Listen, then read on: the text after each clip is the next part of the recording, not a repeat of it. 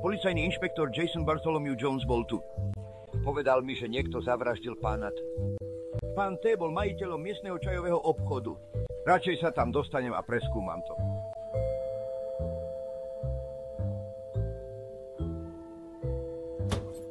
Je to poistná zmluva pre čajový obchod. Ak dané miesto zasiahne blesk, silný hurikán, ničivá povodeň, nebezpečný požiar alebo dokonca mimozemšťania, poisťovňa vyplatí 1 milión libier.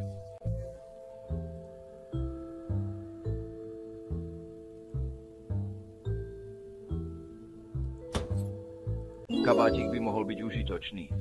Zoberiem si ho so sebou. Cukrové kocky. Dám si nejaké, ak mu to obchodník neprekáža.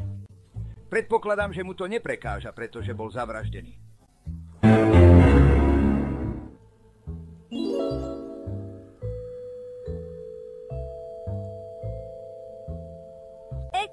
Extra, pán T z čajovne pána T bol nájdený mŕtvy v parku?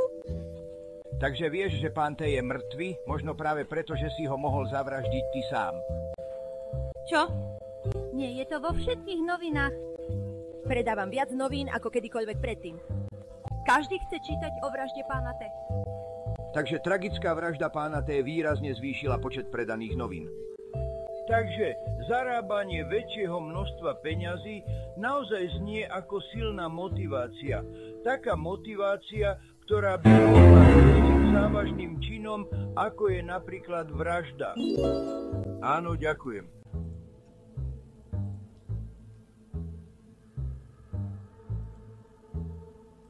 Dobrý deň, pani Sena. Prišiel som sa vás opýtať na pár otázok ohľadom zločinu, ktorý sa stal včera v noci.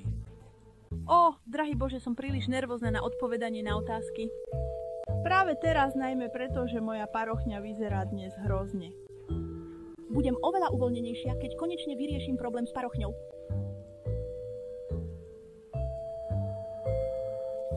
Mohla by som použiť dom z tohto prachu na výrobu novej parochne. Ťahujem. Ste schopná odpovedať na otázky ohľadom vraždy pána T, ktorá sa stala včera v noci? Môj Bože, pán T bol skutočne zavraždený? Áno, pán T bol tragicky zavraždený v noci. To je hrozné. Ťažko si myslím, že môžem pomôcť. Viem len to, že pán T dôvtipne zabezpečil svoju čajovňu práve tu. Môj šéf, pán Stuart McCarthy, raz povedal, že ak heretik náhodou napadne čajovňu pána T, naša poisťovňa určite skrachuje. Ďakujem, slečna. To je všetko, čo som potreboval počuť. Počkajte, prosím, vezmite si moje zviera. Dnes som emocionálne príliš slabý, aby som sa oň postaral. Tu, volá sa Krabík. Dobrý deň, som tu, aby som vyšetril vraždu pána T. Dobrý, pane. Pán T bol zavraždený? Áno, pán T bol naozaj zavraždený, bohužiaľ. To je hrozné, ale ťažko si myslím, že môžem pomôcť.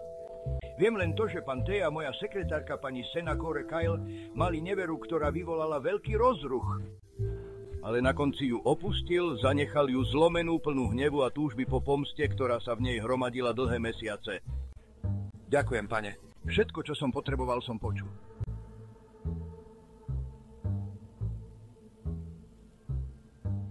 Možno by ste chceli použiť tento noviny na výmenu za staré noviny v klietke pre vtáka.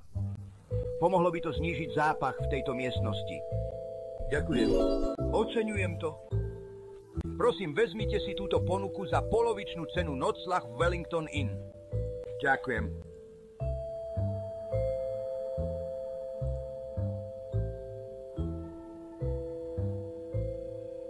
Dobrý deň, som tu, aby som dôkladne vyšetril vraždu pána T. Vedela som, že pán T bol tragicky zavraždený. Áno, pán T bol tragicky zavraždený. Som v šoku. Pracoval som v jeho čajovni. Rozumieme tomu, že môj nadriadený, pán Cheng Junwei, pravidelne nakupoval kvalitný čaj pre našich hostí z obchodu pána T. Ale prestal nakupovať po poslednom nákupe tam. Mali sme švába vo vnútri čajovej krabice a ten malý šváb vystrašil našich prekvapených hostí.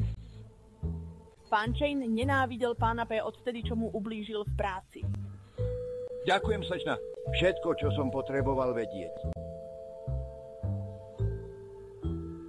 Ahoj, som tu, aby som vyšetril vraždu pána T. A čo mám s týmto spoločné? Musím zabiť obrovského švába titána vo vnútri, než odpoviem na tvoje otázky. Šváb ohrozuje môj biznis.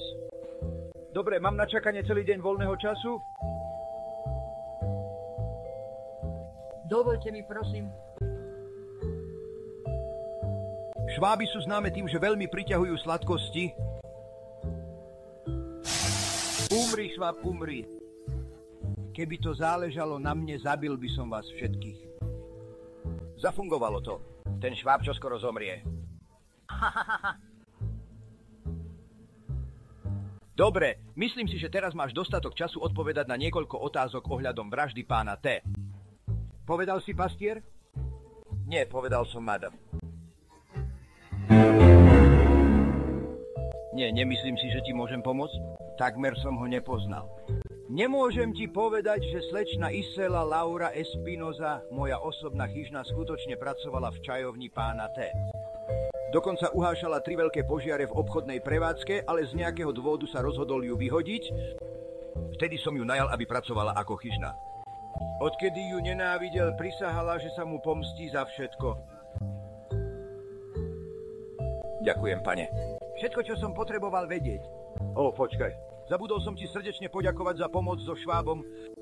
Zaznamenajte si tento záznam.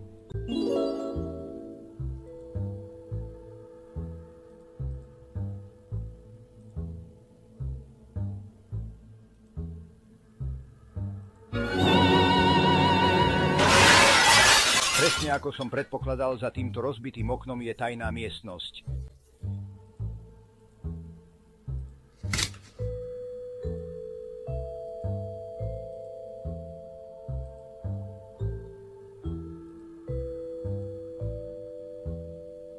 To je ono. Mám všetky potrebné informácie. Rozhodne som si celkom istý, kto presne je vrah. Vyriešil som záhadu, vrah pána T je skutočne nebeská pomoc, ktorú som potreboval. Sakra. Drahý pane. Ako si vyriešil prípad, pán Holmes? No, to bolo pre inteligentného a skúseného detektíva, akým som ja, jednoduché. Podozrieval som, keď som sa dozvedel, že pán T si zabezpečil čajový obchod za 1 milión libier.